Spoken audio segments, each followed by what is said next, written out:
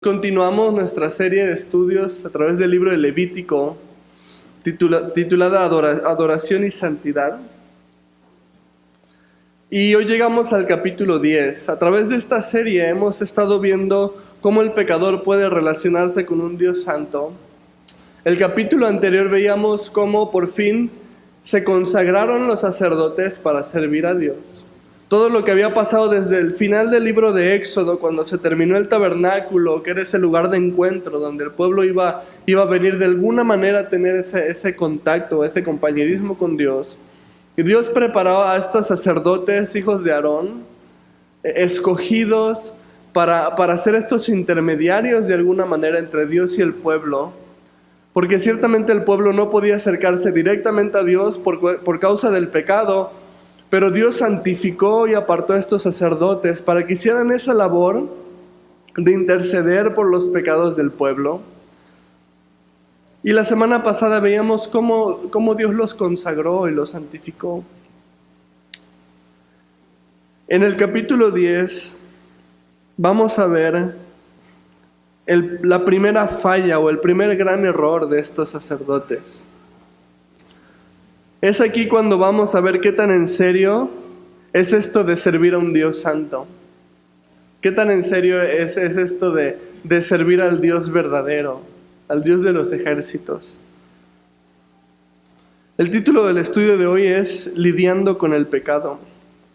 Y veremos algunos puntos importantes acerca de cómo podemos lidiar con los pecados, cómo Dios lidia con los pecados, qué solución nos ha dado Dios con respecto a esto.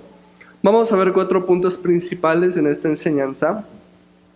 El punto número 1 va a ser el pecado de Nadab y Abiú. Después vamos a ver la responsabilidad de Aarón. Después el mandato acerca del vino. Y por último la restauración de Dios. Y a través de estos 4 puntos vamos a ver principios que nos hablan de una manera práctica en nuestra vida diaria. Cómo lidiar con el pecado, qué hacer delante de él. Así que empezamos el punto número 1, el pecado de Nadab y Abiú, versículos 1 y 2, si me acompañas en tu Biblia. Nadab y Abiú, hijos de Aarón, tomaron cada uno su incensario y pusieron en ellos fuego, sobre el cual pusieron incienso, y ofrecieron delante de Jehová fuego extraño, que él nunca les mandó. Y salió fuego de delante de Jehová, y los quemó, y murieron delante de Jehová. Vemos aquí que el hombre, o en este caso los sacerdotes, no se tardaron nada en cometer un error. No se tardaron nada en desobedecer a Dios. Inmediatamente que empieza este servicio del sacerdocio, inmediatamente vemos este primer pecado de estos 2 sacerdotes, hijos de Aarón. ¿Cuál fue el pecado? Dice aquí que ofrecieron un fuego extraño delante de Dios, que Dios nunca les mandó que se lo ofrecieran. ¿A qué se refiere con un fuego extraño? En Levítico 9:24, le leímos en la semana pasada, dice: y salió fuego de delante de Jehová, y consumió el holocausto con las grosuras sobre el altar, y viéndolo todo el pueblo alabaron y se postraron sobre sus rostros. Veamos la semana pasada de dónde salía el fuego. Dice aquí, de Dios. O sea, nos muestra que el fuego que caía sobre el altar era un fuego que provenía directamente de Dios. Dios traía este fuego de una manera sobrenatural sobre el altar. Era un fuego que Dios mismo creaba para consumir los sacrificios, los holocaustos. Y vemos aquí que Nadab y Abiú pretendieron que estaba bien poner un fuego que ellos mismos hicieran. No el fuego que mandaba Dios, sino un fuego que ellos mismos creaban. Eso no era el mandato de Dios. Eso no era lo que Dios les había dicho. Dios les había dicho que Él iba a mandar el fuego, que Él iba a consumir los sacrificios. Entonces me dice aquí que salió fuego delante de Jehová y los quemó. Y esto es lo que Dios estaba tratando de evitarle al pueblo israelita. Cuando después de que construyeron el tabernáculo no les permitió usarlo, hasta después que les dio todos los mandatos, les dio toda la ley acerca de cómo utilizar el tabernáculo, les dio toda la ley acerca de cómo hacer los sacrificios, Dios estaba tratando de evitar esto que acaba de pasar. Dios estaba tratando de evitar que los sacerdotes, por no tener cuidado en su purificación, en los sacrificios, tuvieran este final que tuvieron Nadab y Abiú. Dios les había advertido que Él era un Dios santo. Ellos sabían que no podía haber maldad delante de Él. Ellos sabían que no podían mirar cara a cara a Dios. Ellos sabían que tenían que hacer todo conforme lo que Dios les había mandado, porque su vida misma corría el riesgo si no lo hacían de esta manera. Cuando ellos desobedecieron el mandato de Dios, la santidad misma de Dios los consumió. Hay 3 cosas que podemos aprender acerca de este evento. La primera es que no podemos tener una relación con Dios fuera de lo que Dios nos ha mandado. Nadab y Abiú pensaron que estaba bien agregar algo más aparte de lo que Dios ya les había dicho que hicieran. Dios nunca les dijo que ellos tenían que encender ese fuego. Esa era la labor de Dios. Y ellos pensaron que podían agregar eso a lo que Dios les había dicho. No podemos tener una relación con Dios fuera de lo que Dios nos ha dicho. O sea, fuera de lo que nos indica su palabra. Hoy en día se comete el mismo error en la iglesia. Llevar una relación con Dios basada en cosas que no están en su palabra, cosas que no son bíblicas, prácticas que vienen del mundo o vienen de otras cosas que no vienen de la palabra de Dios. Doctrinas como la declaración positiva, que es una doctrina meramente metafísica, en la que dice que tú pienses positivo y cosas positivas te van a venir, y entonces esto se empezó a infiltrar en la iglesia. Cosas como el humanismo y muchísimas cosas, creencias, doctrinas que no están fundamentadas en la Biblia. Esto es un fuego extraño delante de Dios.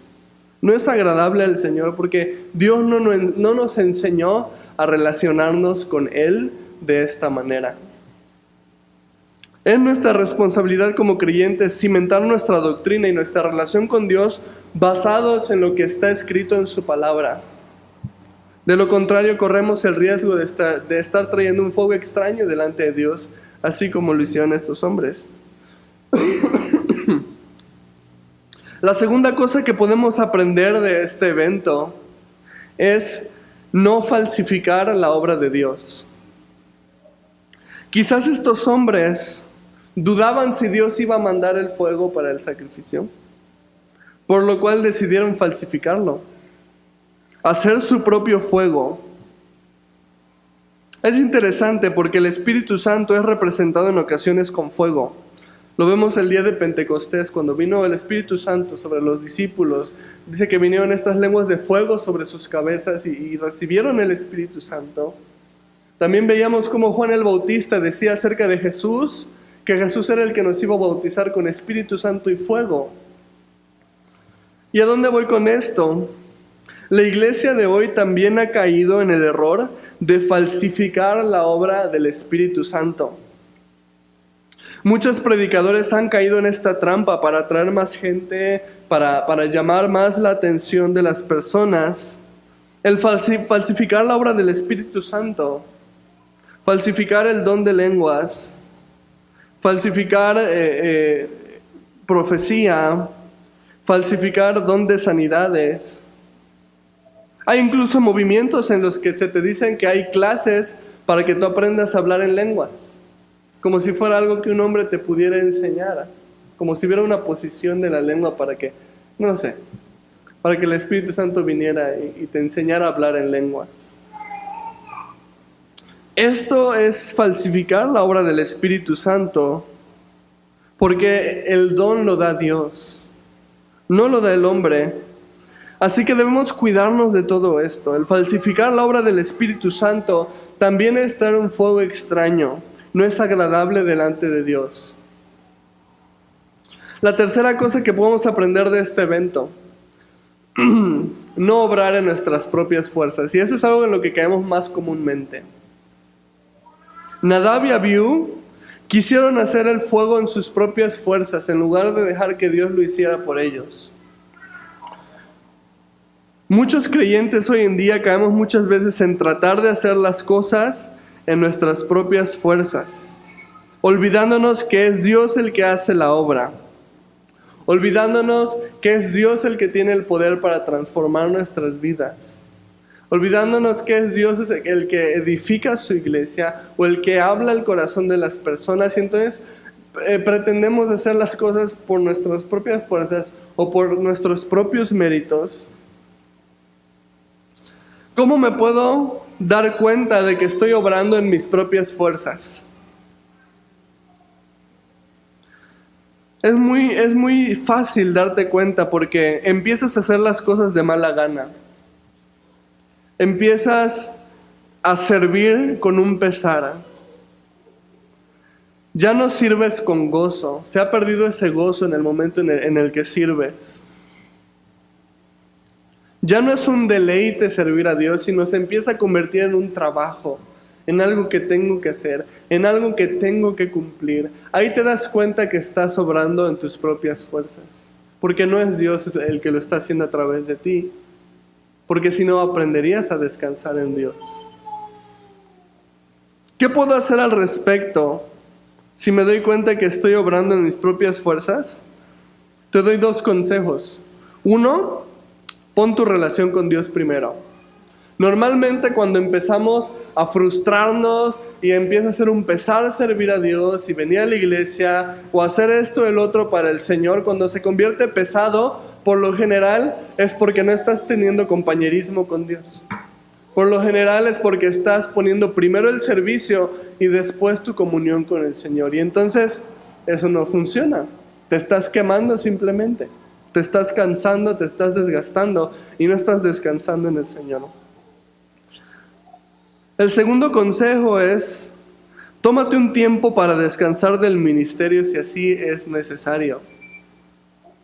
A veces estamos tan metidos en servir y no nos tomamos el tiempo para recibir.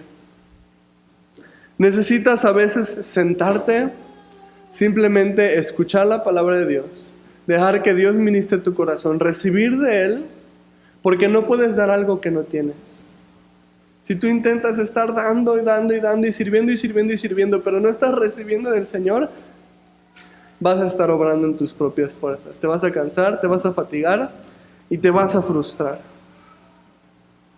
Así que vemos aquí, Nadab y Abiú no siguieron las indicaciones de Dios como se les había instruido, y esa desobediencia los llevó literalmente a la muerte.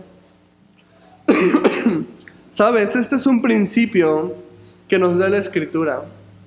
La paga del pecado es muerte. Desde el principio Dios les advirtió a Adán y a Eva que el día que comieren del árbol de la sabiduría, de la ciencia, el bien y del mal, ciertamente morirían, les dijo el Señor. Dios estableció este principio de la paga del pecado es muerte, y efectivamente quizás Adán y Eva no murieron en el momento, pero ellos no iban a morir. Ellos iban a estar con el Señor. Sin embargo, entró el pecado, la corrupción, sus cuerpos empezaron a desgastar y finalmente terminaron muriendo Adán y Eva. Ese no era el plan de Dios. Romanos 6:23 nos dice eso en el Nuevo Testamento, pero nos da una promesa más importante para nosotros. Dice: porque la paga del pecado es muerte, mas la dádiva de Dios es vida eterna en Cristo Jesús, Señor nuestro. Dios estableció que el pecado se paga con la muerte, pero Dios ha provisto una solución permanente para el pecador que desea arrepentirse de su camino, y esa solución es su Hijo Jesús.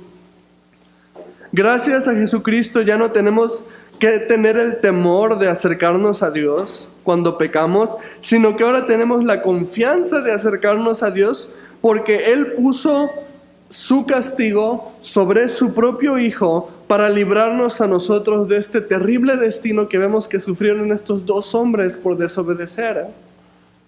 Dios amó tanto al mundo que puso sobre su propio Hijo el castigo de nuestros pecados, de manera que todo aquel que cree en Jesucristo es salvado y es adoptado en la familia de Dios.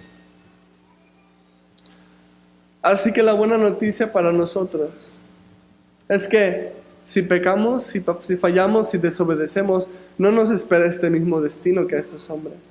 Gracias a Jesucristo, que murió por nosotros, por nuestros pecados. Y por medio de la fe en Él, podemos tener salvación y vida eterna. Punto número 2 del estudio, la responsabilidad de Aarón, versículos 3 al 7. Entonces dijo Moisés a Aarón: esto es lo que habló Jehová diciendo: en los que a mí se acercan me santificaré, y en presencia de todo el pueblo seré glorificado. Y Aarón cayó. Y llamó Moisés a Misael y a Elzafán, hijos de Uziel, tío de Aarón, y les dijo: acercaos y sacad a vuestros hermanos de delante del santuario, fuera del campamento. Y ellos se acercaron y los sacaron con sus túnicas fuera del campamento, como dijo Moisés. Entonces Moisés dijo a Aarón y a Eleazar e Itamar sus hijos: no descubráis vuestras cabezas, ni rasguéis vuestros vestidos en señal de duelo, para que no muráis, ni se levante la ira sobre toda la congregación. Pero vuestros hermanos, toda la casa de Israel, sí lamentarán por el incendio que Jehová ha hecho. Ni saldréis de la puerta del tabernáculo de reunión, porque moriréis, por cuanto el aceite de la unción de Jehová está sobre vosotros. Y ellos hicieron conforme al dicho de Moisés. Aquí Moisés le da una instrucción que podría parecer un poco cruel para Aarón. La instrucción es que él no podía tener duelo por sus hijos. Cuando un judío tenía duelo, hacía ciertas señales, se rapaba la cabeza, se ponía cilicio sobre sí, se rasgaba las túnicas. Esto era una manera externa de expresar el dolor interno que tenían ellos.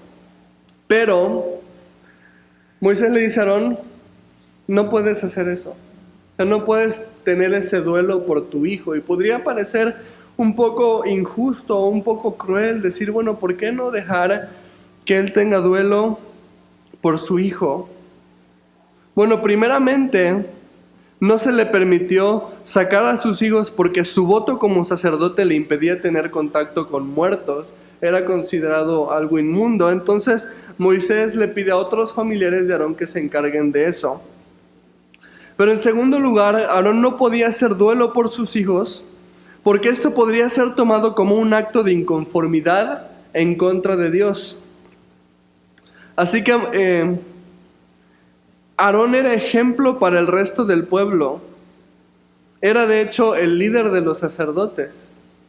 Entonces, él debía cuidar no ser de tropiezo para otros, que no pareciera que su duelo fuera un acto de rebeldía en contra del juicio que Dios hizo en contra de sus hijos. Aarón sabía que lo que había sucedido era justo, porque sus hijos desobedecieron lo que Dios les había dicho y Dios les había advertido acerca de las consecuencias. Y entonces él no hizo duelo por sus hijos para que el pueblo no pudiera pensar que esta situación tan difícil había sido una injusticia por parte de Dios. No era pecado que Aarón hiciera duelo. Sin embargo, pudiera haber sido de tropiezo para el resto del pueblo el ver a Aarón haciendo duelo. Por lo tanto, Aarón no lo hizo. Aarón tenía una responsabilidad como sacerdote de representar a Dios delante del pueblo. Hoy en día, ser pastor, ser un maestro de la palabra, ser un líder dentro de la iglesia, también lleva una mayor responsabilidad. Somos ejemplo a los demás creyentes. Es por esto que muchas veces los que estamos al frente de la iglesia vamos a veces a tener que abstenernos de cosas que pudieran ser de tropiezo para otros creyentes, para otros que son débiles en la fe, como dice la palabra. aun cuando esas cosas no sean pecado. Cosas como el tomar vino, de lo cual vamos a hablar un poquito más adelante. Cosas como hacernos tatuajes o hacer otras cosas que bíblicamente no son pecado, pero que sí pueden ser de tropiezo para otros. Y nosotros como pastores y líderes tenemos la responsabilidad de abstenernos de todo aquello que pudiera ser tropiezo a otras personas. Así como Aarón tuvo que abstenerse de hacer duelo por sus hijos para no ser de tropiezo para el pueblo. 1 Corintios 8, del 9 al 13, lo puedes leer en la pantalla. Dice: pero mirad que esta libertad vuestra no venga a ser tropezadero para los débiles. Porque si alguno te ve a ti, que tienes conocimiento, sentado a la mesa en un lugar de ídolos, la conciencia de aquel que es débil ¿no será estimulada a comer de lo sacrificado a los ídolos? Y por el conocimiento tuyo se perderá el hermano débil por quien Cristo murió. De esta manera, pues, pecando contra los hermanos e hiriendo su débil conciencia, contra Cristo pecáis. Por lo cual, si la comida le es a mi hermano ocasión de caer, no comeré carne jamás, para no poner tropiezo a mi hermano. Entonces vemos que el mismo apóstol Pablo aquí dice, hay cosas que no son pecado. Sí, en un lugar de ídolos, había una situación aquí con la carne sacrificada a los ídolos. En aquel entonces la comprabas más barata. Cuando una carne había sido sacrificada a los ídolos, era una carne más barata que podías conseguir por un menor precio. Y dice Pablo, no es pecado comprar de eso. Sin embargo, si alguien le hace tropezar esa, mejor no lo voy a hacer. Así que el líder, el pastor, el maestro tiene una mayor responsabilidad por cuanto es ejemplo a los demás creyentes y debe tener cuidado en todo momento de no ser de tropiezo. Y aquí viene un punto importante, hablando acerca del ser de tropiezo y hablando acerca de lidiar con el pecado. El punto número 3 del estudio tiene mucho que ver con esto. El mandato acerca del vino. Perdón. Fíjate, versículos 8 al 11.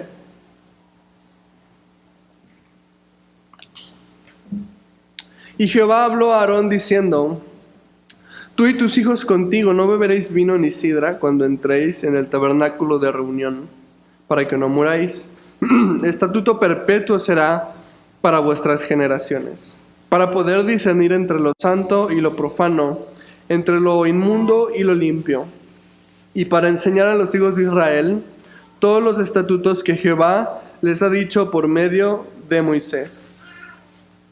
Es interesante que este mandato se da inmediatamente después de la muerte de Nadab y Abiú, de toda esta situación.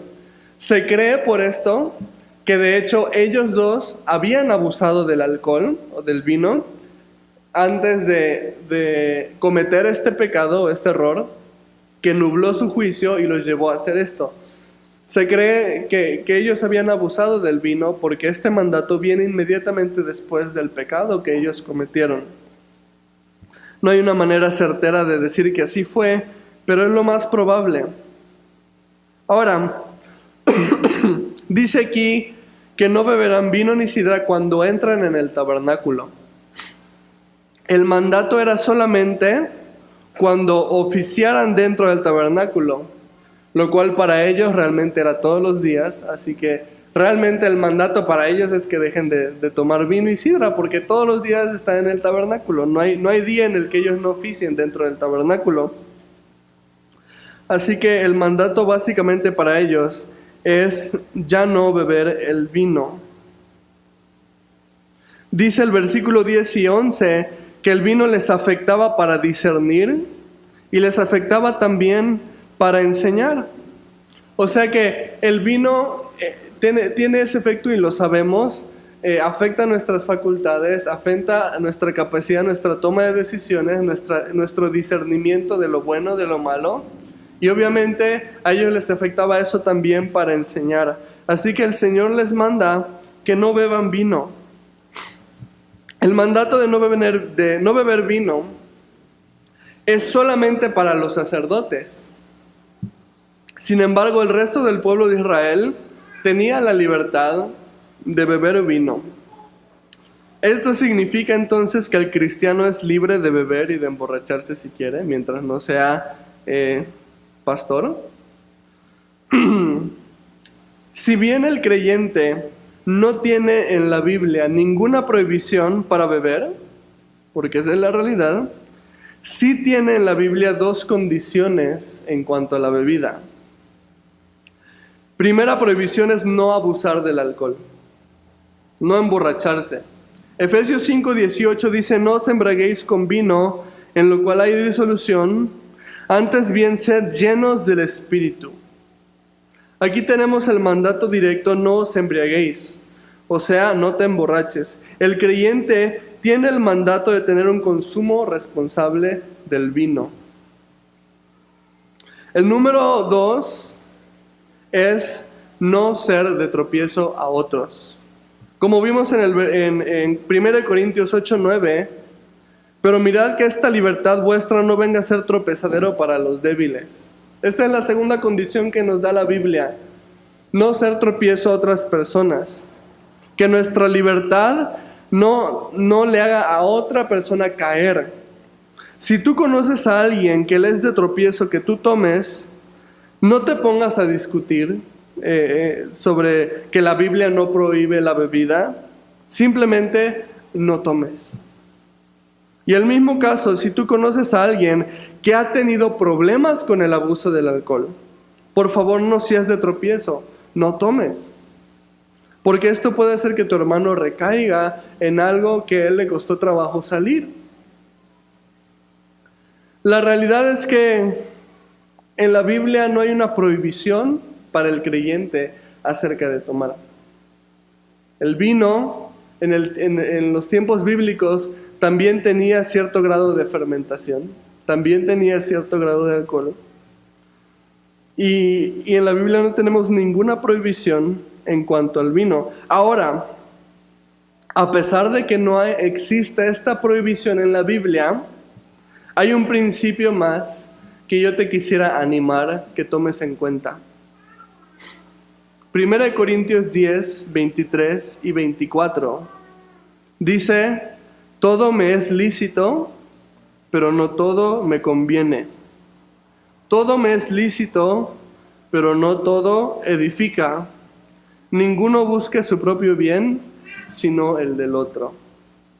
Este es un último principio que te pido que consideres con respecto a este tema. Te es lícito, no te es prohibido, pero quizás no te convenga.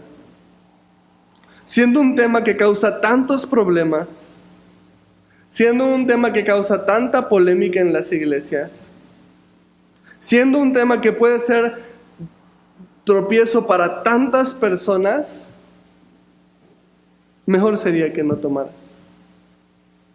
Si puedes tomar alguna otra bebida que no contenga alcohol, ¿por qué no hacerlo? No es pecado y no es prohibición, pero si yo te puedo dar un consejo sabio, el consejo es: evítalo. Nunca va a faltar alguien que se ofenda, nunca va a faltar alguien que le sea de tropiezo, nunca va a faltar alguien que le haya costado salir de eso, o que el alcohol le haya costado hacerle daños a su familia, o daños a su reputación, o daños a su propia imagen física. Nunca va a faltar alguien que le sea de tropiezo el alcohol, sobre todo hoy en día, en la época en la que vivimos. Si te puedo dar un consejo sabio, evítalo. Como dijo Pablo acerca de los judíos: si a mi prójimo le es tropiezo comer carne, no comeré carne jamás. Eso sería el consejo más sabio que te puedo dar. Si a mi prójimo le es tropiezo el alcohol, no beberé alcohol jamás. Ahora es importante recalcar, dentro del orden en la iglesia que tiene el líder en la iglesia sí tiene la prohibición del vino. 1 Timoteo 3:8 habla acerca de los servidores. Dice: los diáconos asimismo deben ser honestos, sin doblez, no dados a mucho vino. Dando a entender, tienen una responsabilidad de beber con medida sin abusar de él. Dice, no dados a mucho vino. Pero, fíjate que dice acerca de los líderes, de los obispos. 1 Timoteo 3:3 dice, no dado al vino. O sea, nada. Si tienes una posición de liderazgo, una posición de enseñanza dentro de la iglesia, de acuerdo a 1 Timoteo, no deberías de tomar. Es importante recalcar que 1 Timoteo es una epístola pastoral, lo que significa que son instrucciones para que los pastores lleven el orden dentro de la iglesia. Entonces sería necio desobedecer este mandato que le da Pablo a Timoteo para que lleve dentro de la iglesia, acerca de los líderes, acerca de los obispos. Así que vemos por estas instrucciones que el líder sí tiene esta prohibición del vino dentro de la iglesia, de acuerdo a la carta de 1 Timoteo. Probablemente Nadab y Abiú habían abusado del vino, y el abuso del vino les llevó a esta desobediencia, a llevar este fuego extraño delante de Dios. Así que debemos de tener mucho cuidado y debes de tomar en cuenta todos los aspectos que hemos visto al respecto con la bebida, con el vino. Ahora, punto número 4 del estudio, la restauración de Dios. Versículos 12 al 15. Y Moisés dijo a Aarón y a Eleazar y a Itamar, sus hijos que habían quedado: tomad la ofrenda que queda de las ofrendas encendidas a Jehová y comedla sin levadura junto al altar, porque es cosa muy santa. La comeréis pues en lugar santo, porque esto es para ti y para tus hijos de las ofrendas encendidas a Jehová, pues que así me ha sido mandado. Comeréis asimismo en lugar limpio, tú y tus hijos y tus hijas contigo, el pecho mecido y la espaldilla elevada, porque por derecho son tuyos y de tus hijos, dados de los sacrificios de paz de los hijos de Israel. Con las ofrendas de las grosuras que se han de quemar, traerán la espaldilla que se ha de elevar, y el pecho que será mecido como la ofrenda mecida delante de Jehová, y será por derecho perpetuo tuyo y de tus hijos, como Jehová lo ha mandado. Vemos aquí primero que Moisés reafirma las indicaciones acerca de comer las ofrendas encendidas, recordándole primero que deben de comer con panes sin levadura. O sea, Moisés no quiere que vuelva a pasar un accidente, entonces como que les empieza a repasar las reglas. Ok, fíjate que no hagas esto y que esto lo hagas bien y que esto se come en un lugar limpio, etcétera, etcétera. Moisés está tratando de evitar otro accidente. Les está recordando cómo se tiene que realizar. Pero al mismo tiempo me gusta porque les afirma sus derechos. Dice el versículo 14 que es el derecho de Aarón y de sus hijos estas comidas. Y el versículo 15 afirma que ese es un derecho perpetuo. O sea que es un derecho que no se les va a ser quitado. Y eso me gusta porque a pesar de que acaba de haber una gran falla dentro de los sacerdotes, una falla terrible, Dios muestra que Él no cambia. Esta es una seguridad que tenemos a pesar de nuestras fallas. Dios no cambia. Dios desea restaurar. Sus promesas son las mismas. Su bondad es la misma. Su amor por ti es el mismo a pesar de tus errores. Si tú fallas, Dios no te ama menos. Si tú pecas, Dios no te quita sus promesas. Si tú eres infiel, Él no deja de ser fiel contigo. Según de Timoteo 2:13 dice, si fuéramos infieles, Él permanece fiel. Él no puede negarse a sí mismo. Esta es una seguridad en la que el creyente necesita aprender a confiar y aprender a descansar. Muchas veces el creyente vive condenado, vive con culpa por su pasado, o vive alejado de Dios simplemente porque ya no se siente digno de regresar a Dios después de que pecó, después de que cayó en el pecado, ya siente que ya no puede regresar a Dios porque ya no es digno. Y entonces el creyente muchas veces vive alejado de Dios, aunque sea una ironía. Hay muchísimos creyentes que viven sin tener una relación personal con Jesucristo por cuestión de la culpa, por cuestión de condenación, porque ellos saben que fallaron en un área, porque quizás hay un pecado que ellos no han podido hacer a un lado. Y tenemos que recordar que la fidelidad de Dios no es igual que la fidelidad humana. El ser humano cambia su fidelidad por enojo, por decepción, por rencor.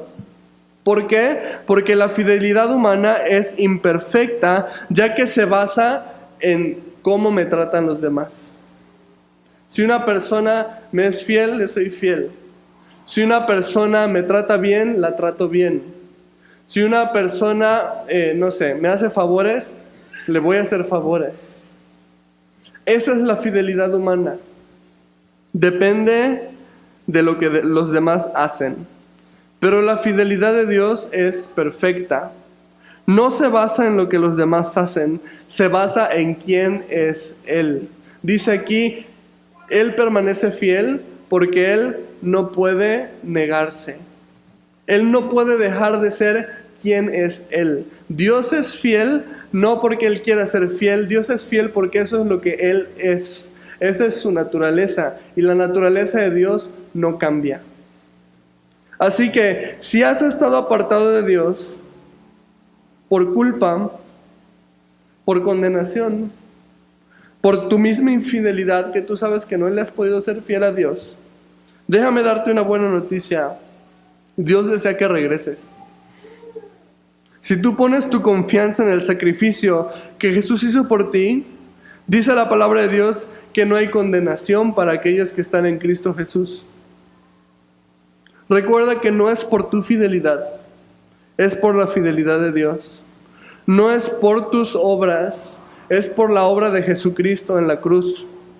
No es por tu justicia, es por la justicia que Jesús ganó siendo perfecto, derrotando a la muerte, resucitando el tercer día y dándonos a nosotros ahora esa justicia que Él ganó para nosotros. Necesitas regresar a Dios y tener comunión con Él. Esa es la única manera en la que un creyente puede caminar en santidad, permaneciendo cerca de Él. Jesús dijo, yo soy la vid, vosotros son los pámpanos. El que permanece en mí, yo en Él, este lleva mucho fruto, pero separados de mí, nada puedes hacer. Versículos 16 al 20.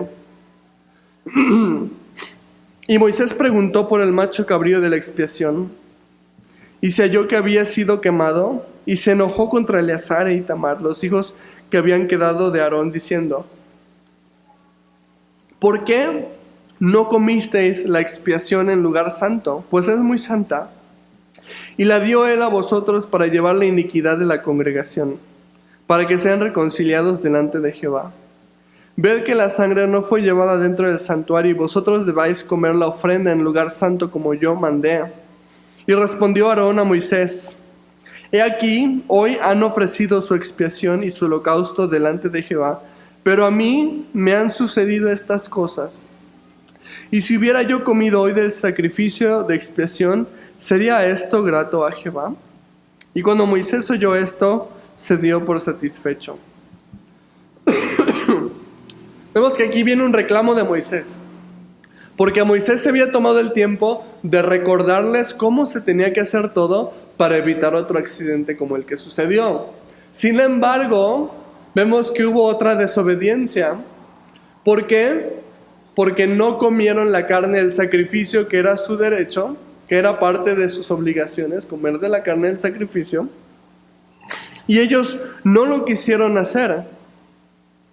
Aarón, sin embargo, le explica a Moisés que fue porque él quiso hacer ayuno, ya que no había podido hacer un duelo público por sus hijos que habían muerto.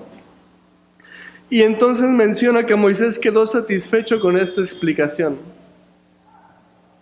Me gusta esto porque creo que nos deja ver una parte muy importante, que también es necesario que el creyente conozca acerca del corazón de Dios. Dios comprende. A pesar de que Aarón no comió su parte como debía de haberlo hecho, no hubo una consecuencia en contra de Aarón, sino que menciona a Moisés que entendió el porqué y entonces se dio por satisfecho. Aarón estaba haciendo duelo por su hijo de esta manera en secreto para no serle de tropiezo al resto del pueblo, como habíamos visto que era su responsabilidad. Entonces, hacer este ayuno era una manera de hacer duelo sin serle de tropiezo a los demás. Entonces, Moisés dice que lo comprendió. Y sabes, Dios entiende nuestras debilidades. Dios incluso entiende nuestras tentaciones. Hebreos 4:15 dice, porque no tenemos un sumo sacerdote que no pueda compadecerse de nuestras debilidades, sino uno que fue tentado en todo, según nuestra semejanza, pero sin pecado. Entonces vemos aquí que dice, no tenemos un sumo sacerdote, o sea, no tenemos un Salvador, un Jesucristo, que no pueda compadecerse de nuestras debilidades, o sea, que no pueda comprender lo que batallamos, porque Él mismo dice que fue tentado en todo, pero sin pecado. Hebreos 2:18 dice, pues en cuanto Él mismo padeció siendo tentado, es poderoso para socorrer a los que son tentados. Dios se hizo hombre, identificándose con los hombres. Se sometió a nuestras debilidades de manera que entiende nuestras debilidades. Jesús supo lo que era tener hambre. Jesús supo lo que era tener sed. Jesús supo lo que era ser traicionado por un amigo. Jesús supo lo que era ser rechazado por su propia familia. Jesús se sometió a nuestras debilidades y ahora las entiende. Jesús fue sometido a tentación de manera que nos comprende. No tienes un Dios ajeno que no te comprenda. Tienes un Dios cercano que hizo todo para identificarse contigo, para que tú sepas que Él comprende, que Él entiende. Y esto nos da confianza. ¿Por qué? ¿Qué buscas en una persona para pedirle un consejo? Que comprenda tu situación, ¿no? Tú recibes un consejo de alguien que te das cuenta que comprende lo que estás pasando. ¿Qué buscas en una persona para recibir consuelo? Buscas una persona empática que comprenda lo que estás sintiendo, que comprenda tus sentimientos. Entonces esa persona puede consolarte porque entiende lo que estás sintiendo. ¿Qué buscas en una persona para que te perdone? Buscas que comprenda que puedes fallar. Encontramos todo esto en Jesucristo. Por lo tanto, Jesucristo es nuestro consejero, es nuestro consolador y es nuestra salvación, nuestro Salvador, por cuanto Él entiende, por cuanto Él comprende, por cuanto Él es poderoso para salvarnos. Así que aquí concluimos el estudio de hoy. Vimos aquí el primer gran error del sacerdocio. Pero asimismo esto nos deja ver la gracia de Dios que nos extiende cuando fallamos, gracias a Jesucristo. Vimos cómo Dios no se toma a la ligera la santidad definitivamente, no se toma a la ligera la obediencia, pero al mismo tiempo Él desea restaurarnos cuando pecamos.